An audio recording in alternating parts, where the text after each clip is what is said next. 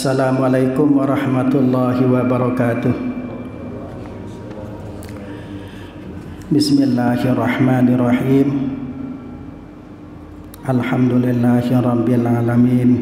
Wassalatu wassalamu ala asyrafil anbiya'i wal mursalin Sayyidina wa maulana Muhammad wa ala alihi wa ashabihi ajma'in. Wala hawla wala quwwata illa billahil aliyyil azim. Amma ba'd. Qala al-muallifu rahimahullahu ta'ala wa nafa'ana bihi wa bi'ulumihi fid darain.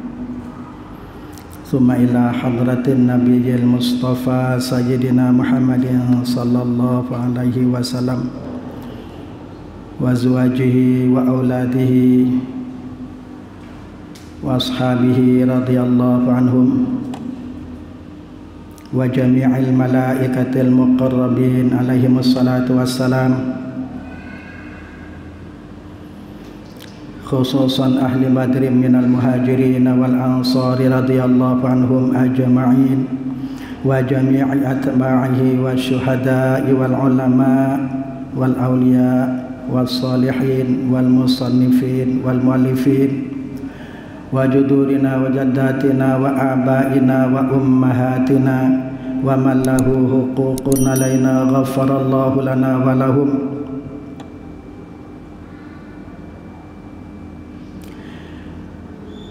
Thumma khususan ila hadrati sultanil awliya'il awal sayyidi syababi ahlil jannati sibati khairil bariyah Abi Muhammadin sayyidina al-Hasan ibn Ali ibn Abi Talib wa akhihi syahid sayyidina al-Husain wa walidayhima sayyidina Ali ibn Abi Talib wa sayyidatina Fatimah az-Zahra'il Batul radhiyallahu anhum.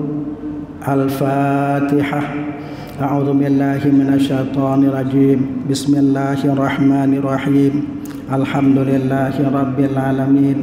Arrahmanir rahim. Maliki yaumiddin. Iyyaka na'budu wa iyyaka nasta'in.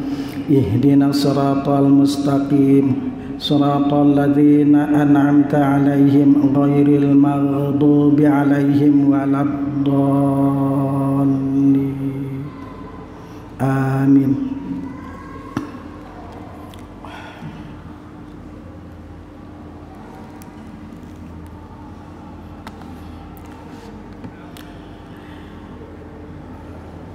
Bismillahirrahmanirrahim. Nuktatun ay hadhihi nuktatun. Ini adalah sebuah permasalahan yang lembut atau nuansa masalah. Hukya Muhammad ibn al-Munkadiri, dihikayatkan Muhammad ibn al-Munkadiri dari Muhammad bin al-Munkadir annahu hajja 33 hajjatan, sesungguhnya beliau hajja telah berhaji 33 hajjatan 33 kali, hajjatan 33 kali haji. Dalam hikayat ini diceritakan bahwa ada seorang syekh yang bernama Muhammad bin al-Munkadir telah melaksanakan ibadah haji sebanyak 33 kali haji. Falamma kana akhiru hajjatin hajjaha, falamma maka tatkala kana akhiru hajjatin hajjaha, keberadaan beliau akhir hajjatin pada akhir haji, hajjaha yang beliau tunaikan. Qala,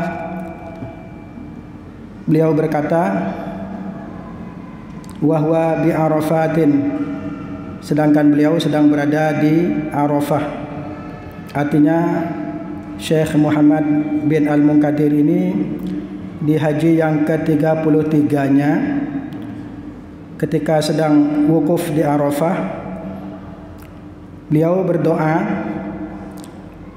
Allahumma, ya Allah, innaka sesungguhnya engkau, ta'lamu engkau mengetahui, anni sesungguhnya aku, waqaftu fi mauqifi hadza telah berwukuf aku, fi mauqifi hadza di tempat wukufku ini, salasan wa salasina waqafatan 33 kali wukuf. Ya, karena haji yang dilaksanakan 33 kali secara otomatis, wukuf yang beliau lakukan juga sebanyak 33 kali. Karena wukuf merupakan rukun dari rukun-rukunnya haji. Lain halnya dengan umroh. Umroh tidak ada wukuf di Arafah. Selainnya ada. Selainnya sama dengan manasik haji. Cuman bedanya umroh dengan haji, kalau umroh tidak ada wukuf di Arafah. Karena wukuf di Arafah hanya merupakan rukunnya haji.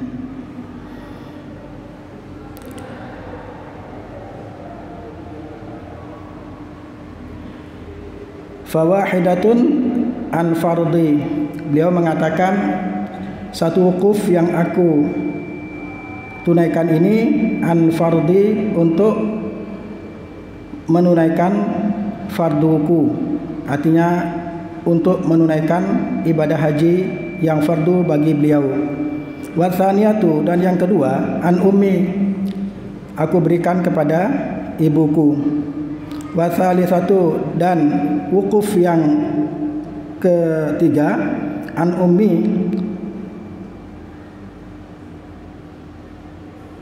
saya ulangi, fawahidatun an fardhi, maka satu wukuf an fardhi, untuk menunaikan kefarduan hajiku. Wa tsaniyatu, dan yang kedua, an abi, aku hadiahkan untuk ayahku. Wa tsalitsatu, dan wukufku yang ketiga, an ummi, aku hadiahkan untuk ibuku. Wa ushhiduka, dan aku mempersaksikan kepadamu. Wa ushhiduka, bukan wa ashhaduka, tapi wa ushhiduka, dan aku mempersaksikan kepadamu. Kalau dibaca wa ashhaduka artinya aku bersaksi kepadamu, tapi ini wa ushhiduka, dan aku mempersaksikan kepadamu, ya Rabbi, wahai Tuhanku, anni sesungguhnya aku, qad wahabtu salasina, sungguh telah menghibahkan 30 wukufku, liman waqafa mauqifi hadza, bagi orang yang wukuf di tempat wukufku ini. Artinya kalau ada jamaah haji berikutnya yang berketepatan wukuf di tempat wukufnya Syekh Muhammad bin Al-Munkadir ini, mendapatkan hibah pahala dari wukuf yang 30 kali itu. Karena beliau mengatakan Rabbi inni, Rabbi, wahai Tuhanku, anni, sesungguhnya aku, qad wahabtu salasina, sungguh telah aku hibahkan 30 kali wukufku, liman waqafa mauqifi hadza, bagi orang yang wukuf di tempat wukufku ini. Walam tataqabbal minhu, sedangkan engkau tidak menerima wukufnya. Jadi wukuf orang-orang yang ketepatan berwukuf di tempat wukufnya Syekh Muhammad bin Al-Munkadir, yang wukufnya atau yang hajinya tidak diterima oleh Allah, itu beliau hibahkan kepada mereka. Artinya orang yang berwukuf di tempat wukufnya Syekh Muhammad bin Al-Munkadir ini, insya Allah haji dan wukufnya diterima oleh Allah, karena beliau telah menghibahkan 30 wukuf yang beliau laksanakan itu kepada orang-orang yang berketepatan wukuf di tempat wukufnya Syekh Muhammad bin Al-Munkadir. Falamma dafa'a ay rahila min Arafatin, Maka tatkala beliau bertolak, ay rahila min Arafatin, yakni meninggalkan Arafah, nudia, beliau dipanggil. Ada suara yang memanggil beliau setelah beliau pulang dari Arafah. Di tengah jalan beliau mendengarkan ada suara yang memanggil beliau, ya Ibnul Munkadir, wahai Ibnul Munkadir, kata suara itu, atatakarramu ala man khalaqal karama wal jud, apakah kamu bersikap dermawan atas orang yang telah menciptakan kemuliaan dan kedermawanan? Nah, itu suara itu berbunyi seperti itu.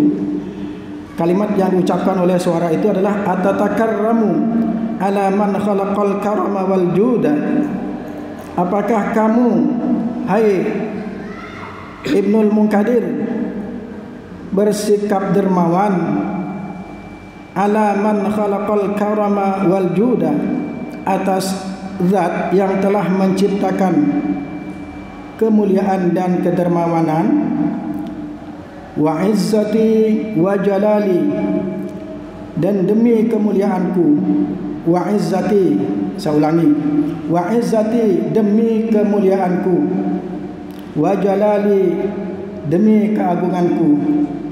Jadi wa di sini adalah waw qasam, bermakna sumpah. Wa izzati, demi kemuliaanku, wa jalali, dan keagunganku, qad ghafartu, sungguh telah aku mengampuni, liman yaqifu fi Arafatin, bagi orang yang berwukuf di Arafah, qabla an akhluqa Arafatin bi alfi amin, sebelum aku menciptakan Arafah ini 1000 tahun sebelumnya. Jadi Allah telah mengampuni dosa-dosa orang yang wukuf di Arafah sebelum Arafah itu diciptakan 1000 tahun sebelumnya. Jadi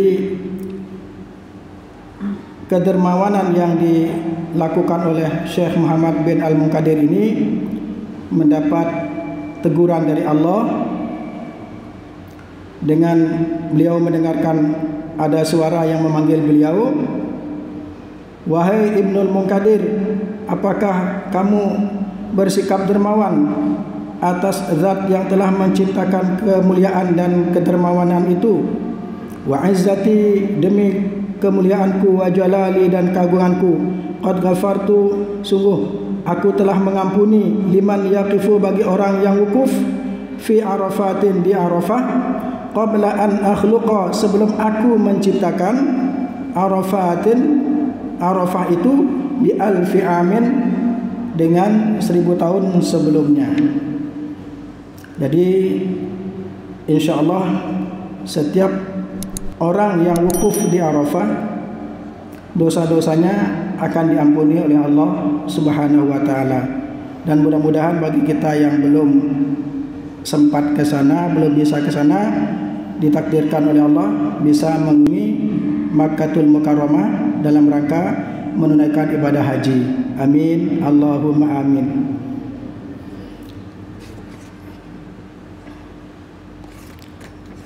Selanjutnya, taudihun. Ini adalah suatu penjelasan. Qauluhu, adapun perkataan musannif, yakni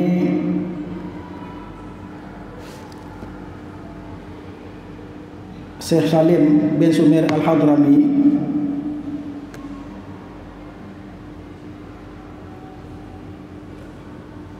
hajjun atau hijjun bi fathil ha'i, dengan fathahnya a, dengan fathahnya ha, wa kasriha, dan kasrahnya ha, wa huwa masdarun mudhafun, adalah masdar yang diidhofahkan li maf'ulihi, kepada maf'ulnya. Saya baca sebentar saja karena ini kajian nahwu soalnya. Tapi dalam kitab beliau sering selipkan tentang kajian nahwu. Karena kalau saya jelaskan secara lengkap juga kalau tidak faham ya rugi. Saya baca sebentar saja kalau gitu. Wahwa adapun lafaz hajjun atau hijjun itu masdar namanya. Mudhafun yang dimudhafkan atau diidhafahkan, disandarkan limaf'ulihi kepada maf'ulnya, kepada objeknya. Wa man dan man, lafaz man istata'a, kan ada kata man istata'a ilaihi sabila. Man itu, lafaz man itu fa'iluhu adalah sebagai fa'ilnya. Wahwa dan adapun lafaz man itu ismun mausulun atau ismu mausulin, adalah isim mausul. Itu namanya isim mausul. Kalau dalam bahasa Indonesianya insyaallah kata sambung atau kata penghubung. Tapi sulit juga mencari padanan dalam bahasa Indonesia, karena kalau dibilang kata sambung atau kata penghubung, ya huruf athof mungkin iya. Tapi kalau ini isim mausul ini sepertinya istilah khusus yang ada dalam bahasa Arab. Mabniun, isim mausul itu mabni. Mabni itu lawan kata mu'rab. Itu aja ya. Mabni lawan kata mu'rab. Mabni artinya tetap keadaannya dimanapun letaknya, tidak terpengaruh oleh amil-amil yang masuk kepadanya. Itu maksudnya. Mabniyun ala sukun, mabninya ala sukun. Man, mim, nunnya sukun. Jadi huruf terakhir yang dijadikan patokan adalah huruf terakhir. Huruf terakhirnya sukun, mabni ala sukun. Kalau huruf terakhirnya fathah, mabni ala fathi. Kalau huruf terakhirnya dhammah, mabni ala dhammi. Nah, begitu. Kalau ini man, sukun nunnya, makanya dikatakan mabni ala sukun. Kalau yang mabni ala fathah, contohnya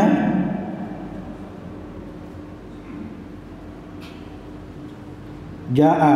Nah, jaa contohnya fi'il madhi jaa. Setiap fi'il madhi jaa, zahaba, khalaqa. Kemudian mabni ala dhammi, contohnya haitsu. Haitsu yang artinya sekira-kira. Haitsu itu mabni. Makanya dalam kondisi apapun, dimanapun tetap dibaca dalam keadaan seperti itu. Itu namanya mabni. Lawan katanya mu'rab. Mu'rab itu mengalami perubahan. Contohnya jaa zaidun, kemudian ra'aitu zaidan, dari dun jadi dan, maratu bi zaidin. Nah, itu contohnya. Kalau gitu saya lewatkan aja. Pembahasan nahwu ini panjang soalnya. Saya masuk ke fasal baru. Faslun fi bayani jami' ma wajaba bihil iman wal barahinid dallati ala haqiqatil iman. Kita masuk kepada fasal yang baru di dalam menjelaskan semua perkara yang wajib dengannya iman, wal barahinid dallati, dan bukti-bukti yang menunjukkan ala haqiqatil imani, atas hakikat iman. Jadi fasal ini menjelaskan semua perkara yang wajib diimani dan bukti-bukti yang menunjukkan atas hakikat iman. Arkanul imani sittatun. Adapun rukun-rukun iman itu adalah 6. Jadi rukun iman ada 6. Di sini dijelaskan sedikit nahwunya nih. Fa idhafatul arkani, maka adapun idhafahnya lafaz arkan min idhafatil muta'allaqi bi fathil lami, ya dari idhafah kalimat yang digantungkan maknanya bi fathil lami, dibaca dengan fathahnya lam. Idhafatil muta'allaqi itu artinya kalimat yang digantungkan maknanya ilal muta'alliqi bi kasriha, kepada al muta'alliq ini dengan kasrohnya ha, dengan kasrohnya lam, bi kasriha dengan kasrohnya lam. Yang pertama al muta'allaq, yang kedua al muta'alliq. Ini artinya kaitan arkan dengan al iman. Ada dua kalimah di sini, ada dua kata, arkan dengan al-iman. Arkan ini namanya al-muta'allaq. kata yang digantungkan maknanya. Sedangkan al-imani ini disebut dengan al-muta'alliq, artinya kata yang menjadi kaitan makna dari lafaz arkan, itu maksudnya. Maksudnya jami'u ma wajabal imanu bihi, semua perkara yang wajib iman dengannya. Wal barahinud dalatu ala haqiqatil imani, dan bukti-bukti yang menunjukkan atas hakikat iman sitatun, ada 6. Li'annal iman alladhi huwa tasdiqul qalbiyyu, karena sesungguhnya iman yang diartikan pembenaran hati, ya ta'allaqu bima'nan, itu berkaitan atau dikaitkan maknanya dengan suatu makna, ya tamassaku bidzalika, yang berpegangan erat dengan 6 perkara itu. Jadi 6 perkara atau 6 rukun iman ini merupakan bukti-bukti yang menunjukkan atas hakikat iman, atau segala sesuatu yang wajib iman.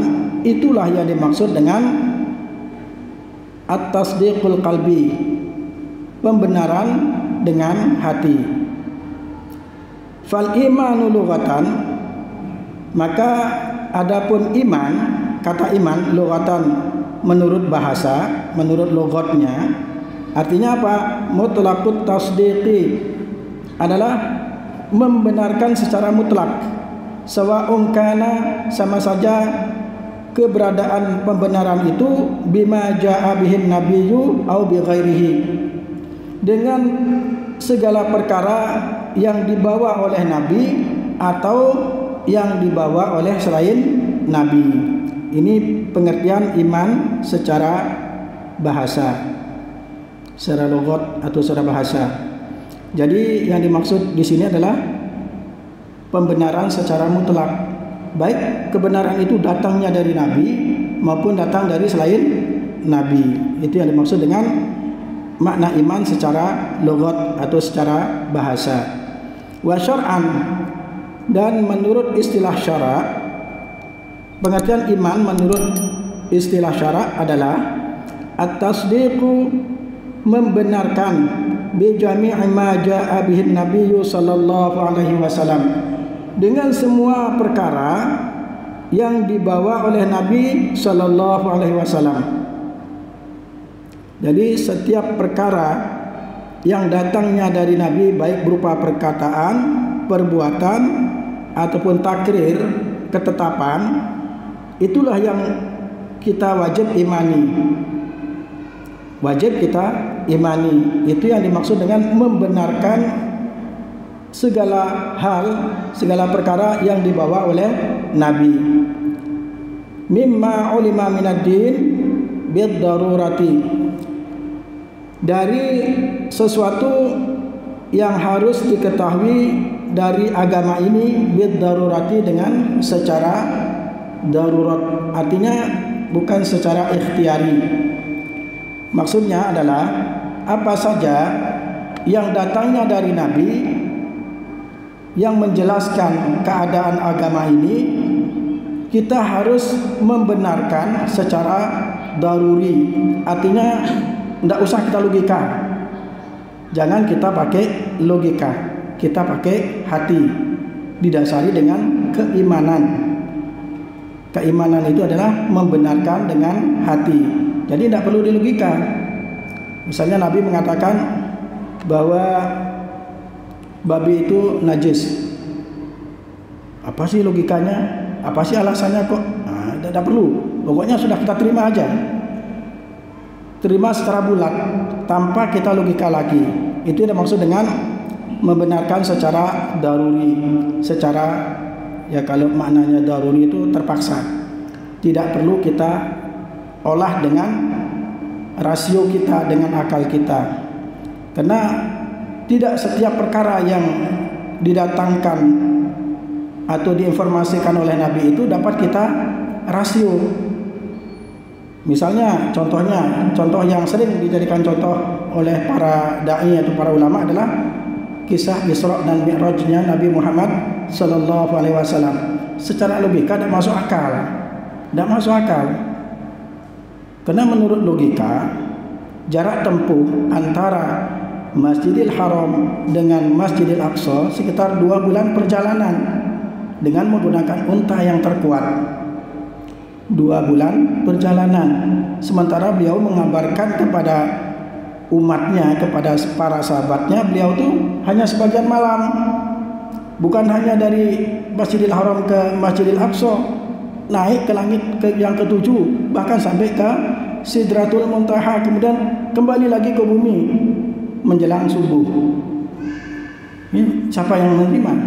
Tidak masuk akal kan? Makanya keyakinan itu, keimanan itu bukan didasari dengan logika semata-mata.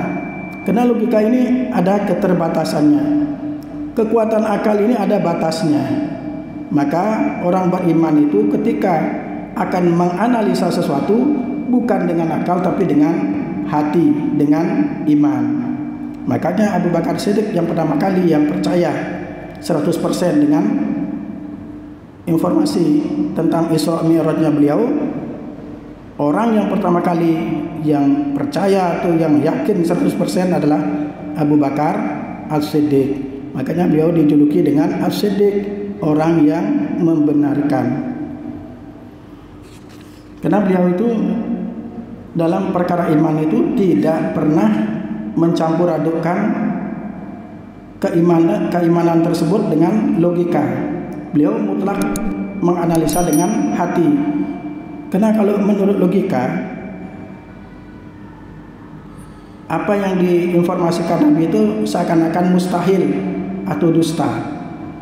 Masa orang perjalanan umumnya orang pulang pergi dari Masjidil Haram ke Masjidil Aqsa itu 2 bulan, ini kok kan di logika seperti itu. Jadi keimanan itu, ya maaf, bukan berarti mengabaikan akal, tapi akal itu diletakkan setelah keimanan yang didasari dengan pembenaran hati.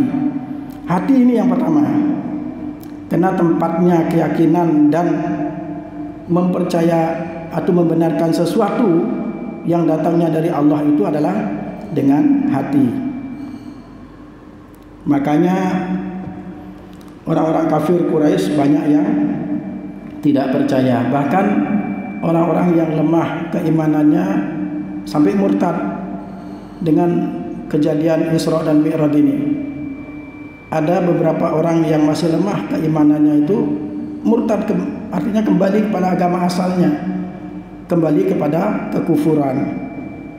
Karena mungkin mereka seperti itu menganalisanya dengan logika, bukan dengan hati. Kalau Allah berkehendak tidak ada yang tidak mungkin. Masya Allahu kana wa man lam yasha lam yakun.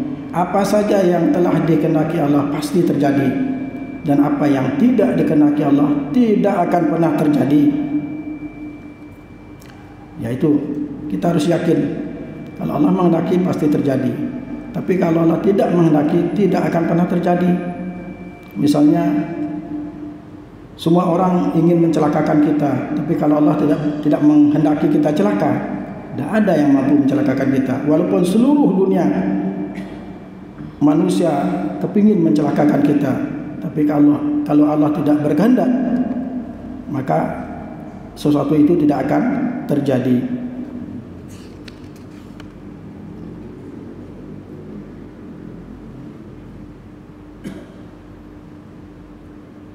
Wa makna tasdiqi, dan adapun makna at-tasdiq, makna membenarkan itu apa sih artinya? Maknanya adalah huwa hadithun nafsi, adalah bisikan jiwa atau perkataan hati, at-tabi'u lil jazmi, yang mengikuti kemantapan, sawa'un kanal jazmu, sama saja keberadaan jazam atau kemantapan itu an dalilin, dihasilkan dengan dalil. Wa yusamma ma'rifatan, dan kemantapan hati tentang perkara yang didasari dengan dalil atau bukti-bukti ini dinamakan dengan ma'rifat. Misalnya kita percaya dengan wujudnya Allah, kemudian kita membuktikannya dengan dalil. Ya, dalil wujudnya Allah adalah wad dalilu ala wujudillahi ta'ala wujudul makhluqat, dengan adanya makhluk-makhluk ini. Karena makhluk ini wujudnya mungkinul wujud, yang mungkin wujudnya. Artinya mungkin ada, mungkin tidak. Kalau Allah tidak menghendaki ada, maka tidak akan ada. Kalau Allah menghendaki ada, maka akan ada. Itu namanya mungkinul wujud. Wujudnya makhluk dikatakan mungkinul wujud. Sedangkan wujudnya Allah adalah wajibal wujud.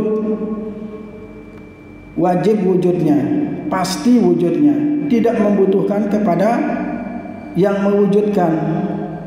Karena Allah adalah sebagai dalil, sebagai bukti tentang keberadaan alam semesta ini. Contohnya, alam ini kalau tidak Allah kehendaki ada, maka tidak akan ada. Jadi wujudnya alam ini bergantung kepada wujudnya Allah. Keberadaan alam ini bergantung kepada keberadaan Allah. Logikanya begini. Contohnya, contoh akal seperti ini, biar bisa di rasio. Sinar bulan itu, adanya sinar bulan karena mendapat pancaran sinar dari matahari. Jadi pada hakikatnya bulan itu tidak punya cahaya atau sinar, hanya memantulkan sinar matahari. Begitu pula wujudnya kita. Pada hakikatnya kita tidak ada. Kita ini ada karena diadakan oleh Allah. Itu yang mudah-mudahan faham.